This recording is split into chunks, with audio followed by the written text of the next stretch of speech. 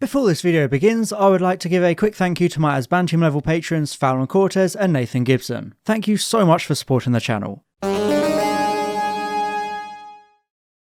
So recently, I've been absolutely hooked on the recently released game Lethal Company. It's a fairly niche game, you probably haven't heard of it. This game is a pretty simple one. You and your friends land on a moon, enter a building, pick up some loot and leave. But of course, the twist is, inside these buildings lurk a number of horrifying and deadly creatures ready to ruin the lives of you and your friends. It's a pretty difficult and, at times, terrifying game, so we tend to play with mods because we're cowards. However, during one of these missions, and thanks to said mods, I had an encounter with a familiar face to all my fellow Doctor Who fans. And as I waddled my soiled suit backwards out of the facility to escape this weeping angel, I came to a bit of a realization. The best Doctor Who games are never actually Doctor Who games. Doctor Who has a long and painful history of bad, broken and downright disappointing video games, something I've already covered extensively in the past. But whilst people always tend to focus on how bad a lot of these games are, I think a question we all tend to forget to ask is why?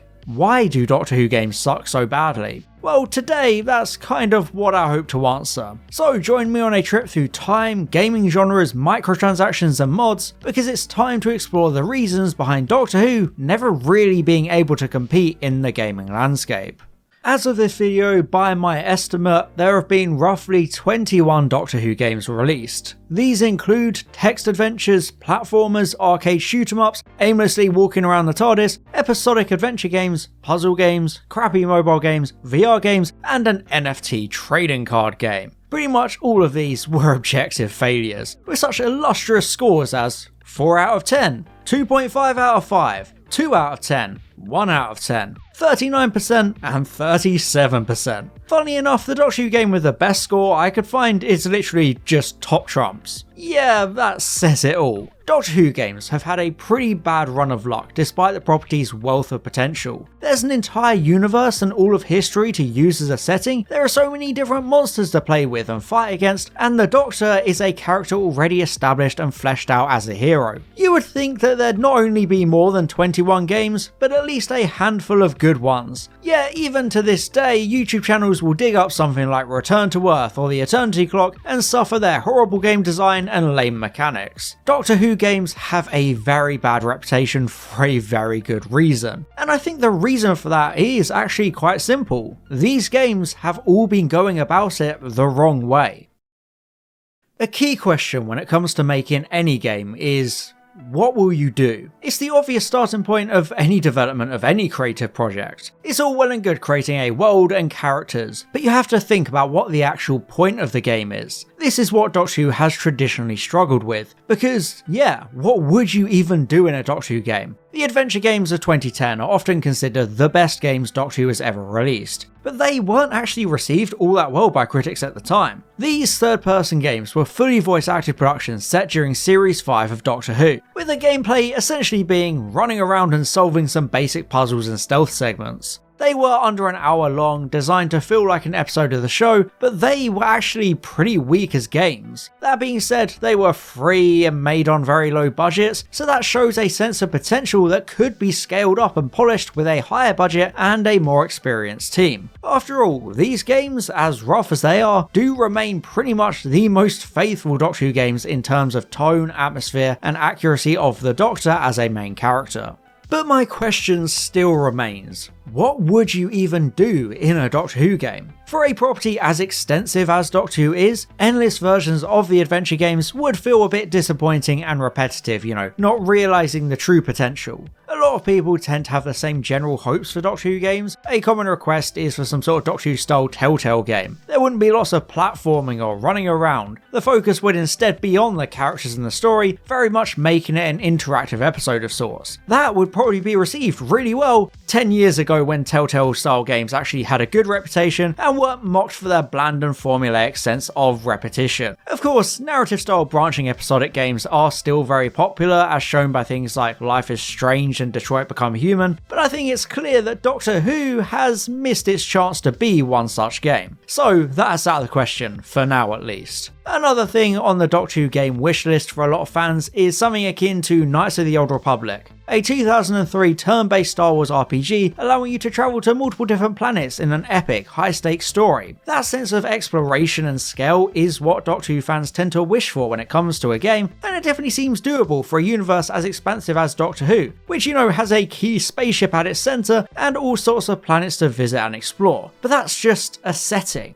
What would the actual purpose of the game be? The modern incarnations of the Doctor don't exactly like to do fighting after all, so that's like 90% of the game immediately out of the question. The harsh truth of Doctor Who games being bad is the fact that the Doctor isn't a good playable protagonist in the majority of gaming genres. Something like 1992's Dalek Attack is out of the question these days because it runs contradictory to the nature of the modern character. Outside of some Fortnite integration, you're never going to get away with the Doctor running around with an assault rifle in a first-person shooter, or ducking for cover in a third-person shooter. That pacifist nature of the character immediately rules Doctor Who out of some of the most profitable and popular game genres. Of course, you could make such a game with Unit or Torchwood, aiming for a cover shooter like Gears of War, or a turn-based strategy game like XCOM. But come on, it's 2024. Nobody, and I mean nobody, is buying a Unit or Torchwood game, and things like Gears of War have long fallen out of fashion in the gaming landscape. But the point is still a very important one to bring up. It's ironic given the name of the show, but if a Doctor Who game wants to be good, the main thing it shouldn't have is the Doctor themselves.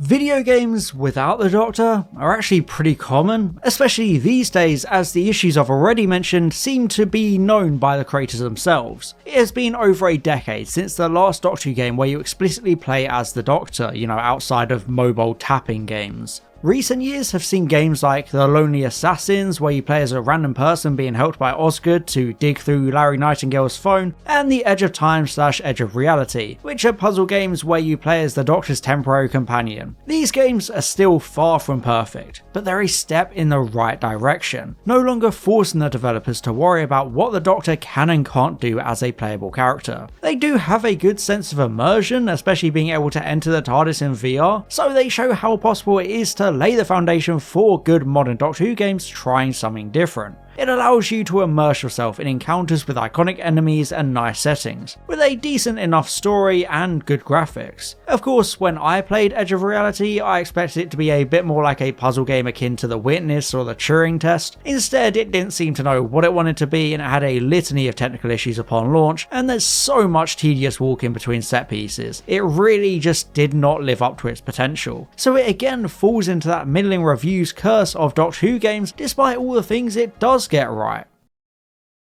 Situations like Edge of Reality also highlight one of the biggest issues with Doctor Who games, and that's just a simple lack of interest and budget. As much as we all love Doctor Who here, it's hard to deny the fact that it has very little market influence in this day and age, especially due to how centralised it is to Britain. Doctor Who has never made much impact in America, one of the world's biggest gaming markets, so there's a significant lack of a potential audience there. Most Americans don't even watch the show, let alone play the games. So any attempt at making an ambitious Doctor Who game would have very weak results in terms of the international market, and that alone means it would never get the budget it would need in the first place. It's not an IP big enough for a AAA game or even really a AA one, and no, keep the game mill as far away as possible from Doctor Who. Because they're the game mill, they're the opposite of the Midas touch. In September 2023, BBC Studios publicly stated their intention to build a global consumer products and licensing business that focuses on our most promising IPs, in this case, Bluey and Doctor Who. The entire BBC Studios brands and licensing division has been increasing its activity and pushing for a more international audience, which seems like a positive direction in terms of gaming, especially since Bluey had a somewhat successful game released in November 2023. BBC Studios had also hired 2K's Director of Growth Strategy Ashwin Desai as their Global Director of Games and Interactive, although according to LinkedIn he left after just 5 months, which doesn't seem to bode very well. The BBC in general has always been slow to react to industry trends, completely missing the chance to release a conventional game during the height of the show's popularity in 2005 to 2009. Except, top trumps. We got a lot of fondly remembered browser flash games, but never a conventional console game that you would think of around that time. Although this also brings up the issue of development times never matching incarnation cycles. It takes multiple years to make a proper, well-constructed console and PC game, but most lead actors in Doctor Who themselves only stick around for a couple of years, so by the time a game comes out, that Doctor has probably moved on, so it's immediately out of date. The most conventional games released around Doctor Who's peak popularity were the critically derided Evacuation Earth, Return to Earth and the Eternity Clock. These were BBC Studios' attempts at being proper traditional games within the landscape, but they were beyond awful and soured the concept even more, with the Eternity Clock's 2 sequels being scrapped, and it's also important to consider the fact Evacuation Earth and Return to Earth were part of a £10 million contract with Nintendo. So yeah, kind of a flop. But okay, Doctor Who doesn't have the brand power or financial backing for a traditional console game. That's fine, whatever. A while ago that would have been seen as a disaster with no solution. But these days, it is often smaller games that can dominate the marketplace. At the start of this video I talked about Lethal Company, which was actually only made by a single developer and has since become hugely successful on PC, with an all-time peak of over 240,000 players on Steam and a huge amount of viral clips on YouTube and other social media sites. Give me him back! Give him back! It's the same for things like Five Nights at Freddy's and Undertale, other single developer games whose successes speak for themselves. The gaming industry is now an open landscape full of developers who have a strong vision and make a genuinely good, captivating game without needing to sink millions into making it. You know, it's not always being dominated now by the big publishers and developers. And this is the exact same kind of market I think Doctor Who should be focusing on. A Doctor Who game shouldn't need to be some big AA production like they tried to make before The Eternity Clock, whose developer coincidentally ended up going on to make Until Dawn just a few years later. There's a lot of value in the idea of approaching one of those successful indie devs or one of those small indie studios, trusting them with a Doctor Who license and allowing them to create an engaging game within the universe of Doctor Who. Games Workshop is very liberal with the Warhammer license, which has led to lots of games good and bad, but at least they have games and at least they actually have some good games. Popular indie horror games like SCP, Lethal Company and Five Nights at Freddy's don't need grand universes or settings. They don't even need proper main characters. One sees you running around a maze being chased by different monsters. The other sees you collecting random loot while being chased by different monsters. And the last sees you staring at a screen while being chased by different monsters. They're not groundbreaking games because of their scale or their narrative or the funding or the IP. They just create the most fun and atmospheric gameplay loops that prioritize excitement and replayability regardless of graphics, complexity or budget. It's time for Doctor Who to finally follow industry trends and prioritize those creative indie style games with a high ceiling rather than big budget, big productions doomed to fail and reflect badly on the BBC and decentivize them from doing more. And also, due to Doctor Who's horrible track record so far, it's not even like giving the license to an indie studio would create too much of an expectation of quality to weigh it all down. People don't expect anything from Doctor Who games, so as long as it's playable, it'll be better than half of them. Of course, it's not all about horror games or puzzle games. There is a big elephant in the room when it comes to the missed potential of licensed Doctor Who video games. Lego. They're all made of Lego. The 2015 game LEGO Dimensions has often been called the best Doctor Who game, and for very good reasons. This game takes the form of a Toys to Life multiverse LEGO game, bringing together all sorts of media properties and giving them the beloved Traveller's Tale LEGO game treatment they otherwise would have never gotten. Of course, these are usually only a couple of levels you buy as DLC, but they still provide an incredible glimpse at the potential of a full Doctor Who LEGO game. There's full TARDIS interiors for every Doctor. Every incarnation up to that point is playable with voice lines. The levels are well made, immersive and faithful to the show, and even the cutscenes have the classic LEGO game charm we all know and love. It's just more proof that Doctor Who games can be made and can be good. They just need the right direction and game design to achieve their potential. LEGO games appeal to all ages, just like Doctor Who does, and their gameplay doesn't rely on doing things unbecoming of the Doctor, so it seems like the perfect combination to use more of. Of course, as I mentioned earlier, Doctor Who is far from the height of its popularity now, so it's increasingly less and less likely we'll ever get a dedicated Doctor Who LEGO game, but hey, we can always dream and cling on to the scraps we were given. I said in the beginning of this video that the best Doctor Who games aren't actually Doctor Who games, and I still stand by that. The modding community has created some of the best Doctor Who experiences in the form of mods. Minecraft has Dalek mod, an incredibly in-depth Doctor Who mod including a fully pilotable TARDIS. It's the same with Fallout Who, which has a similar mechanic along with lots of other Doctor Who elements across both games. By using the framework and engines of other existing games, modders have made far better Doctor Who games than the officially licensed developers, and I think that's a very impressive achievement considering the lack of budget for these mods and how they're made purely as passion projects. Hell, there are entire fan games out there like TARDIS VR, which features a fully explorable version of the Series 7B TARDIS with lovingly detailed recreations of rooms seen in Journey to the Centre of the TARDIS. I may be misremembering, but I'm pretty sure there was also a Weeping Angel fan game using eye tracking technology to make the monsters extra terrifying, and all of these examples serve as proof that Doctor Who can be made into good games. Of course, mods are mainly just superior because they're free. They're oddities, fun side things. They're never having to worry about things like narrative structure or huge depth because they're a smaller element of a larger existing game. They're essentially just gimmicks. They can never carry a whole game by themselves. Fallout Who and Dalek mod are fantastic fan creations, but they can only exist thanks to the games they exist within. The Fallout games are AAA games made on high budgets by industry professionals in the upper echelon of game development. A standalone Doctor Who game in that style would simply not be possible because it relies on the work of studios like Bethesda and Obsidian. As good as the mod is, there are many reasons you cannot just show it to the BBC and say, "Make this please." The BBC would have to create the entire world, the characters and the engine, which is the root issue behind high quality games not existing within the Doctor Who brand. And again, keep Game Mill as far away as possible please.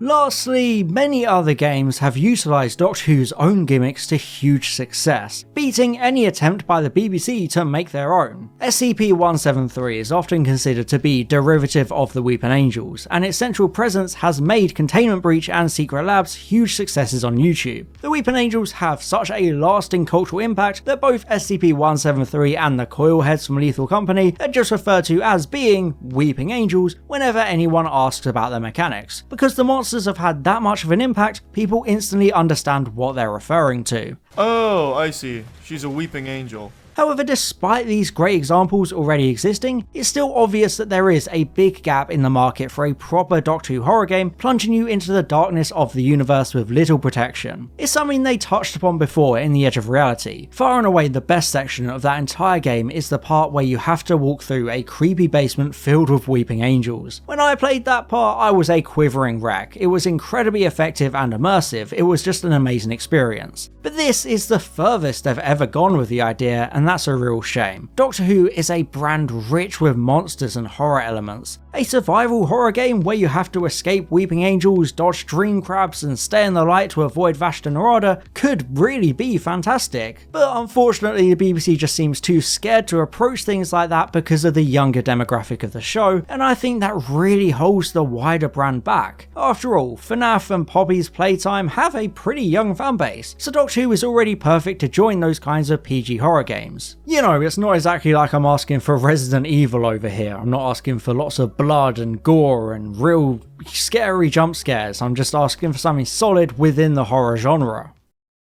Of course, it's all well and good for me to wish Doctor Who would use its IP for cost-effective, low-budget but high-ceiling indie games, but the fact of the matter is, that's just not the most profitable or enterprising route from a modern business perspective. These days, film and TV brands don't tend to get games anymore unless they're the real big ones. This isn't the mid-2000s where something like CSI and 24 can have multiple console games. Nowadays, it's either a microtransaction-filled, soulless mobile game made on the cheap for a big, general whale audience, or it's all about those crossovers with other brands in a game like Fortnite. That's the way the market is trending these days. Ninja in Raid Shadow Legends, Godzilla and Nicki Minaj in Call of Duty, all all the Dead by Daylight crossovers, literally everything ever made on Earth in its entire history appearing in Fortnite. It's all about getting your brand or your property as a tie-in to another game rather than spending a bunch of money to make your own with no guarantee of success. The big brands like Star Wars can afford to do both, but mid to lower tier properties like Doctor Who are kind of stuck in this position of only really being able to piggyback off the success of those big games, like having costumes in Fall Guys or the always rumoured Fortnite crossover. The endless shovelware of the 2000s has soured the idea of full games, since there were so many that outright sucked. The less said about the Little Britain game, the better. So the bottom line is probably that we won't ever really get any proper Doctor Who games ever again. It'll just be those tie-ins and mobile games until the heat death of the universe. Welcome to the future, where the president is Mr. Michael Transactions.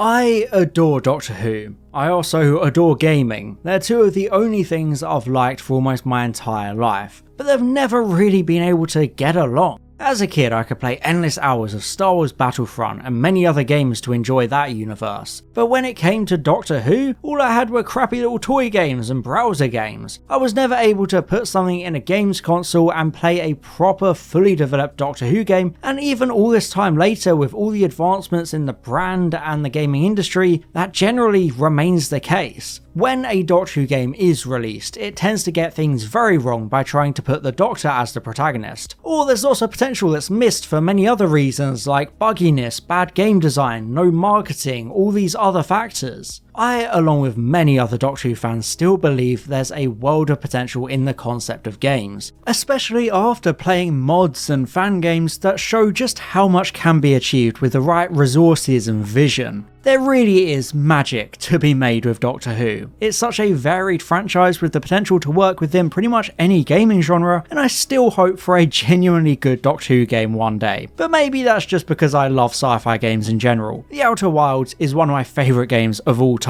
A lovingly sincere space exploration game that poses questions about the nature of existence while you piece together the secrets of an older civilization. It's a beautiful experience to play, and I guess I've just always wanted to capture that kind of feeling, but within the familiar world of Doctor Who. It's a universe with so many monsters to fight, so many time periods to explore, and so many characters to meet. But as it stands, Doctor Who is proof of how hard it is for a successful TV show to also be a successful game. Hell, even Game of Thrones, the biggest TV show in recent history, had a very bad run of games. So it shows the stark difference between industries. That being said, I still think Doctor Who has the option to put out some really successful low-budget games that focus on fun, memorable experiences without trying to be anything bigger than it needs to be. It's just too niche of an IP to have the budget or access to studios necessary for the ambitious games BBC Studios keeps trying to produce right now. Focusing on smaller, replayable games and tie-ins in the short term can help to build the brand up in the gaming landscape to create successes and lay the foundation to create more demand for the IP, so the ambitious games are then more likely to be good and have good budgets and good backing. The Lonely Assassins is a great example of how smaller, unconventional and creative Doctor Who games can succeed critically and commercially to build that foundation. The adventure games, despite their flaws, showed that it's possible to replicate the TV show experience in gaming to a passable extent. Edge of Time, Edge of Reality showed Doctor Who games can look fantastic, and if something was to come along and combine those strengths, we could have something really good on our hands. Or, they could just keep on putting out bland mobile games to rake in thousands and thousands of pounds of microtransactions from whales. Yeah, I think we know which one they'll prefer. Anyway, those are just my thoughts on why Doctor Who just can't seem to get gaming right. From a lack of inspiration to being unable to use the main character as a playable character, we still have yet to truly be wowed by a Doctor Who video game, and that's a huge shame. But what do you think?